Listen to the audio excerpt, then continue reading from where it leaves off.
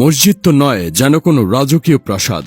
মহান আল্লাহর ঘর কতটা সুন্দর হতে পারে তা এই মসজিদটি না দেখলে বোঝার উপায় নেই। সচরাচর দুবাই, সৌদি আরব, কাতার ও তুরস্কে বিশাল আকৃতির আকর্ষণীয় সব মসজিদের দেখা পাওয়া যায়। তবে বাংলাদেশেও রয়েছে এমন এক মসজিদ যেটির সৌন্দর্য ও নান্দনিক স্থাপত্য আরব দেশের বিলাসবহুল মসজিদকেও হার মানাবে।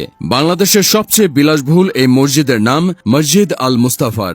রাজধানীর 100 ফিটে মাদানী এভিনিউয়ের ইউনাইটেডে অবস্থিত এই মসজিদটি নির্মাণ করা হয়েছে পবিত্র কাবা শরীফের আদলে। মসজিদটিকে বাইরে থেকে দেখলে যা স্পষ্ট বোঝা যায়, 5 তলা বিশিষ্ট বিলাসবহুল এই মসজিদ ইউনাইটেড গ্রুপের একটি আইকনিক প্রজেক্ট। নান্দনিক ডিজাইন, আধুনিক স্থাপত্যশৈলী ও ডিজিটাল সুযোগ সুবিধা মসজিদ আল মুস্তাফাকে দেশের অন্য যে কোনো মসজিদ থেকে আলাদা করেছে। সুবিশাল এই মসজিদটিকে কেউ কেউ আরব দেশের রাজকীয় মসজিদগুলোর সাথেও তুলনা করে। অত্যাধুনিক এই মসজিদ নির্মাণে ব্যয় হয়েছে প্রায় 300 কোটি টাকা। আকর্ষণীয় এই মসজিদের পরতে পরতে লেগে আছে কারুকার্য ও ইসলামিক ঐতিহ্যের ছোঁয়া। মসজিদটির শীর্ষে রয়েছে সুবিশাল আকৃতির একটি গম্বুজ।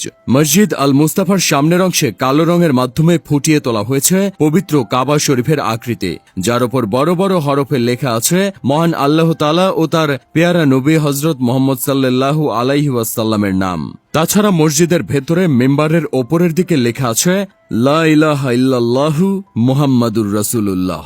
মসজিদ আল মুস্তাফার একটি বিশেষ দিক হল এর প্রতিটি ফ্লোর থেকেই ইমাম ও খতিব সাহেবকে দেখা যায়। মূলত বিশেষ ডিজাইনের ফলেই এমনটা সম্ভব হয়েছে।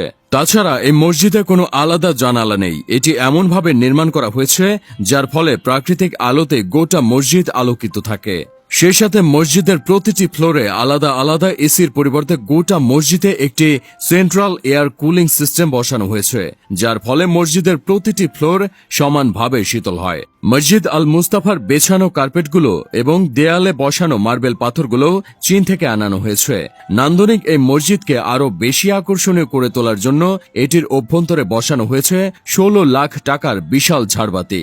মসজিদের সাউন্ড সিস্টেমও অত্যাধুনিক ও বেশ উন্নত মানের। মসজিদের ওপরের ফ্লোরগুলোতে যাতায়াতের সুবিধার্থে স্থাপন করা হয়েছে চলন্ত সিঁড়ি, পাশাপাশি লিফটেরও সুব্যবস্থা রয়েছে।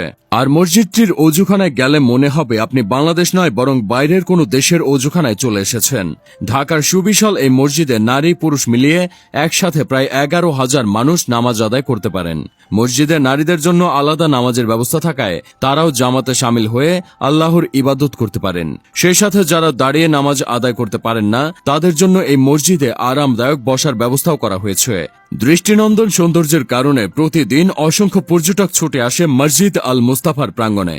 মসজিদের ভেতরের অংশের ন্যায় এর বাইরের পরিবেশও সুপরিকল্পিত ডিজাইনে সাজিয়ে তোলা হয়েছে।